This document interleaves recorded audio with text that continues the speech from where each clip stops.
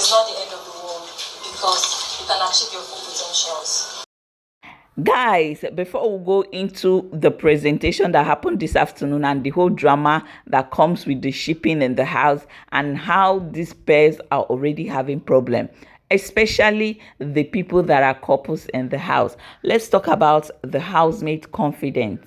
Guys, these people, hey God, Biggie told them, there was a brief this afternoon, and Biggie told them that, they can stake their Biggie box to their wager tax, and this Biggie box is what they will use and shop for the week. Okay, so if they fail their wager, there will be not enough money for them to shop, so they can either stake 50%, any percentage of their Biggie box to the wager tax. So when they win their wager tax, that money that they stake, that percentage that they stake, is what Biggie will give them to shop for their household items, food and all that. Guys, could you imagine that BB Naija no lose guard housemates stake 80% of their Biggie box to tonight wager tax? Like, I wish them all the very best. I wish them all the luck in the world, but is their confidence for me? Looking at their preparation, honestly speaking, if you look at the boards, all their drawing, their artwork, their illustration, there are people that are actually doing very well. Okay, but there are some people that are not, preparing, like the almighty uncompatible pairs in the house, Shatoria. I don't know, I did not see the seriousness or the team spirit between that pair preparing for their wager tax. But never say never. They might impress Biggie and they will, win their wager tax. But people, when they stake 80%, it's good to be a risk taker. When they stake 80% of their Biggie box today, you could see that it's going haywire on Twitter. People are saying that they see them already losing the wager for this week.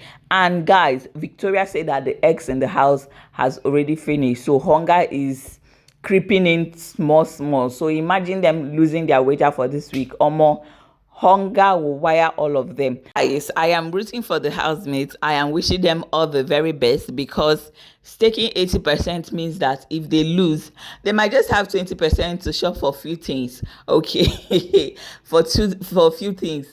And if they win, they will have 80% of the Biggie box to shop for whatever they want, even personal items and whatnot.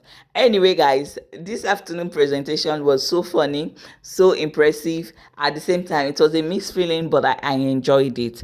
This Shatoria pair that is always on people's mouths, they keep doing things that makes people want to talk about them. Because tell me why SHUAN would rather compare his friendship to football. Like, rather than telling us how he feels about his partner, he's comparing his friendship to football. Because Biggie told them that they should, say unique things that makes you unique as a pair. Tell us what makes you unique as a pair. Tell us how you feel about your pair. Tell us, important, significant things. And SHUAN compared his friendship with Victoria with football, that he can toss it anyhow, he can do it anyhow he wants, as football is the representation of his friendship with Victoria. With this football, he can do anything he wants, he can toss it anyhow. But guys, remember when they were practicing, Victoria actually asked SHUAN, what do friendship mean to you? And actually, SHUAN told her that friendship means football to him. Guys, I didn't know. Don't tell me that maybe there are deeper meaning to what he means, that football is a representation of his friendship with Victoria. See, when he said that to Victoria, I didn't know that SHUAN meant it and he's going to use it as a proper presentation. I didn't know. But there we have it. But at last, I love how they ended their presentation. It was actually nice, especially Victoria's presentation. How life treated her, how she started working at a young age, at age 17, how she lost a parent at a young age, started working at age 17, dating, and also, stopped working, opened her company, and has been striving so hard to survive ever since then. It was really a touching story. At the end, I love how they ended it. They said, even when it's in worse times, we will always be ourselves, the Chateauria. Huh? Anyway, another presentation that people were actually talking about is Anita's presentation. Some people really appreciated how she dedicated her runway in support of those who have been through breast cancer or who have been impacted by breast cancer and so on. Some are impressive, some are really dragging her. Why would someone who has not gone through breast cancer, who doesn't have breast cancer, come and say anything concerning a struggle that you have not been through? Like, guys, what would they do to please people in this world? Seriously, people are saying that she's using that to, gain fans and gain sympathy so that people will think that she's a nice person, that she doesn't have any right to talk about a struggle or an ailment that she has not gone through and she doesn't have. Others are saying, who knows if she's going through it, that, people should not judge, dragger should not even start, that it is too early.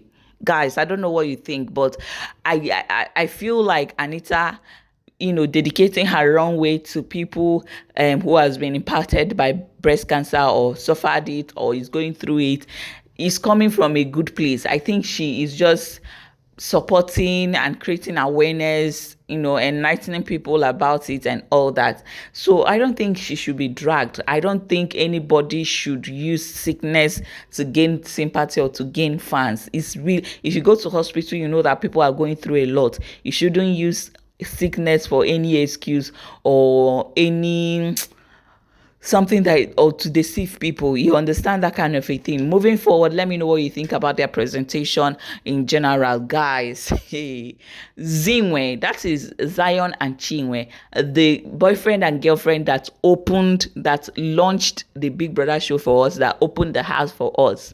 Guys, you all know that these people have been unbreakable since, and they have been rolling, calling themselves baby, helping out each other. It has been lovely ever since. But guys, could you imagine that today Chinwe, actually, they were having conversation. It was not a confrontation. They were just having a conversation and the thing came up. And Chinwe was telling Zion that, oh, she saw when a girl was actually rubbing your shoulder, that the thing was actually touching her head, that she should react. But she told herself that almost she's not going to lose guard. It's too early. Let her calm down. And Zion, the boyfriend, was like, who is that? Who was touching my shoulder? Who was rubbing my shoulder?